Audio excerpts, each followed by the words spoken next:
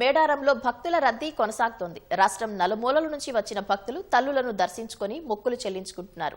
మహాజాతరకు సింగరేణి విశేష సేవలు అందిస్తోంది. కోటి రూపాయలు నిధులివ్వడమే కాకుండా ప్రమాదాలు జరగకుండా జరిగిన తక్షణం స్పందించి ఈ సాయం అందించేందుకు సహాయక బృందాలను అధికారులు మేడారానికి పంపించారు. ఈసారి కొత్తగా వాట్సాప్ సేవలను సైతం రాష్ట్ర ప్రభుత్వం అందుబాటులోకి తీసుకొచ్చింది.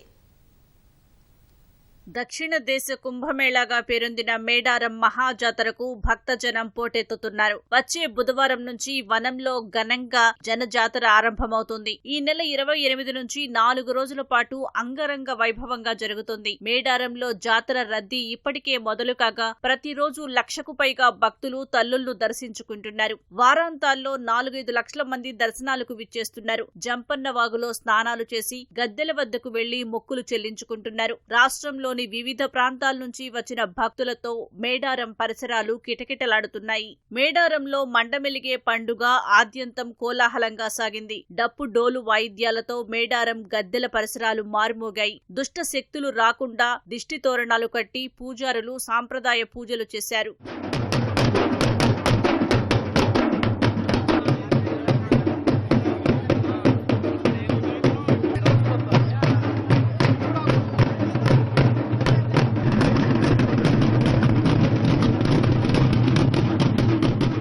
మేడారం మహాజాతరకు సింగరేణి ప్రతి ఏడాది మాదిరిగానే ఈసారి తన వంతు సేవలందిస్తోంది. కోటి రూపాయలు నిధులివ్వటమే కాకుండా మహాజాతరకు వచ్చే భక్తులకు సాయంతో పాటు అవసరమైతే ఆసుపత్రికి తరలించేందుకు 39 మంది సహాయక బృందాలు ఇప్పటికే మహాజాతరకు పంపించింది. 20 మంది స్కౌట్ అండ్ గైడ్స్ తో పాటు జంపన్నవాగు వద్ద ప్రమాదాల బారిన పడకుండా 17 మంది గజ ఈతగాళ్లను మేడారానికి పంపించినట్లు భూపాలపల్లి సింగరేణి జీఎం వెల్లడించారు.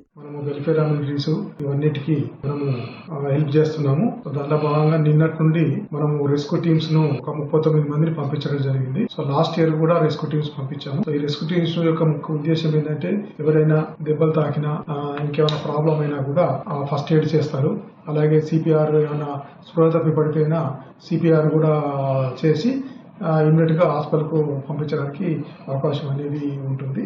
మేడారం జాతరకు వచ్చే భక్తుల సౌకర్యార్థం రాష్ట్ర ప్రభుత్వం తొలిసారి వాట్సాప్ సేవల్ని అందుబాటులోకి తెచ్చింది. భక్తులు 7658912300 నెంబరుకు హాయ్ అని మెసేజ్ పంపితే జాతర route map, traffic updates, parking, వైద్య కేంద్రాలు, స్నాన ఘట్టాలు తదితర సమాచారం నేరుగా వాట్సాప్ లో లభించనుంది. ఆ సేవలతో భక్తులకు మరింత సౌకర్యం కలగనుంది.